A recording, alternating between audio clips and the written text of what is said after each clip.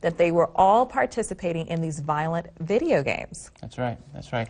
Well, think about this, Atante. A lot of times, and again, we've traveled, and sometimes I'll go to churches and I'll see young people in the church with their video games. With the little Game Boys. With the little Game Boys, and they're just, you know, and I'm looking at them going, wow, you know, here we are in church, and their minds are consumed. I've had parents call me or email me and say, my child is locked away in his room. He will not come out. He will not take breaks. He is totally addicted to the video game. What can I do? And again, I know for a fact that these things started out innocently. At first, 20 minutes, then half an hour, then an hour, and it keeps going and going, and the addictive factor is there, just like we've seen in all our other studies dealing with sorcery. Anything that medicates the mind so that it will not follow the will or the law of God, and we see the same is true in the video games. That's right, and we've even had older parents call us for their adult children who are married with children and call us and say, you know, can you please pray for our son? He's 30 years old and he's addicted to these video games, and it's taking him away from his wife and his children, and he can't seem to break away with it. But I want to say this, that I know that it actually does take a certain level of skill to be very good at these video games. And so Satan is training a part of the mind that God would want to use. You know, if we could use that part of the mind and studying the Word and using it to teach others and show people how to be drawn closer to God, I mean, what a blessing that would be. That's right. Well, one of the things, Atante, that makes a video game so attractive is that it provides a fantasy realm. And that's one of the reasons why people think, oh, this is harmless, because it's just a fantasy realm. And I think gamers call it the virtual realm, okay? And this is supposedly that virtual world where you can go in and do all these things, play all these games, you know, do all this killing and all this violence, and it really not count. But I want to throw some more words up on the screen. You know, I enjoy looking at words, because when you study the origin of words, you find out that there is more behind the scene than what we understand. So let's look at the word fantasy for a moment. And we'll put it up on the screen. You'll see there the word fantasy, which we spell as F-A-N-T-A-S-Y, was originally spelled P-H-A-N-T-A-S-Y, fantasy, with a P-H. Okay? And the reason why the word fantasy, we'll put fantasy now on the screen. This is what fantasy means. It is imagination unrestricted by reality. Okay? Well, that doesn't sound so bad. Right. But let's take that word a little further. And if that word fantasy looks familiar to you, it's because it also comes from the word phantom. Phantom.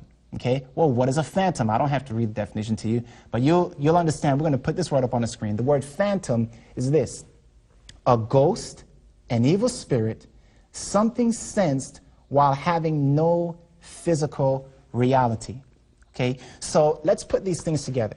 When we talk about a phantom or a fantasy world, we're talking in reality about a spirit world.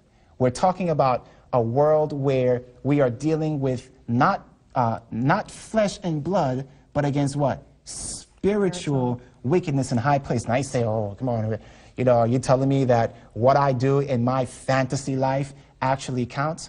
Well, remember, Jesus was having a discussion, I believe it was on the Mount of, the Sermon on the Mount. Right. And he said something that was absolutely astounding. Here's what he said. He said, you have heard it said that you shall not commit adultery. But I say unto you that if you look after a woman to lust after her, where?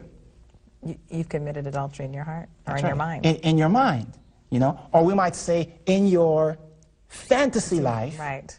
You are still guilty. In other words, the law of God penetrates even into the fantasy realm, the spiritual world, even into that place where we have our own private thoughts and feelings, so that if you do the act, even in the fantasy realm, Christ said, it's still as good as sin.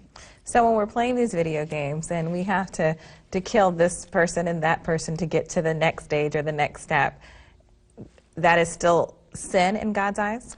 You know, think about it like this, Atante. Many people out there, there are a lot of men out there that struggle with pornography, Right. okay? Now, they may not be in the act of physically committing adultery, okay? But they're looking through these magazines. Now, Christ deals with that very issue, and he says, look, if you're imagining this thing, you may not even be looking at a magazine. You may just be in your own fantasy life imagining these things. And Christ says that even there, the law of God penetrates so that it is written in the books of heaven as sin, as evil. And so the devil says, hey, you know, it's just a demonstration. It's just fantasy. But Christ says, no, not so. In fact, Atante, you'll realize one of the reasons. In fact, let's go to Genesis chapter 6. Genesis chapter 6, and some of you may actually already know this, and some of you may not. But there was one reason why the people in Noah's time were destroyed, and the Bible gives us that reason. And you'll be surprised. Look what it says in Genesis 6, verse 5. The Bible says there, and God saw that the wickedness of man was great in the earth, and that every, what, Atante? Imagination. Imagination of the thoughts of his heart was only evil continually. Now, I'm sure they didn't have video games back in Noah's day. Maybe they did, I don't know. But what the devil understood this principle of providing a fantasy or an imagination realm in which men felt that they were comfortable. Men were deceived into feeling they were comfortable enough to feeling that, hey, if I sin in my mind, if I think evil in my mind, and it's not actually done in reality, it doesn't count. Now, what happens is that once it is committed in the heart, it will eventually and naturally play itself out in action. Remember, this whole battle of faith is about keeping our eyes focused on Christ.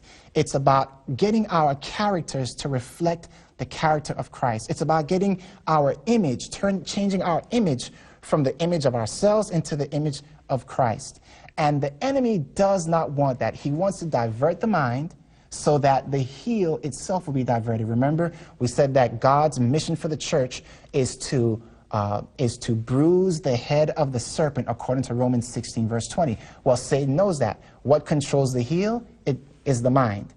And so he says, if I can get into their mind, I can divert them or amuse them, as we saw the word amuse means to divert. I can amuse them and distract them so that they will not fulfill their commission. And again, this is one of the ways in which the devil seeks to do that. This is one of the ways in which he controls our character. He creates this illusionary world and says, it's all right for you to sin here. The law of God doesn't reach here. It's all right for you to kill in this realm. It's all right for you to commit adultery in this realm. I was reading the other day, Atante, there are pornographic comic books. Now, I'm sure that no parent out there would allow their children to read a pornographic comic book. Right. And they wouldn't say, well, it's just a comic book. It's Right. not real. It's just fantasy. You know, it's just drawings on a page. It's just fantasy. They would never say that because pornography is taboo. But now when it comes to killing,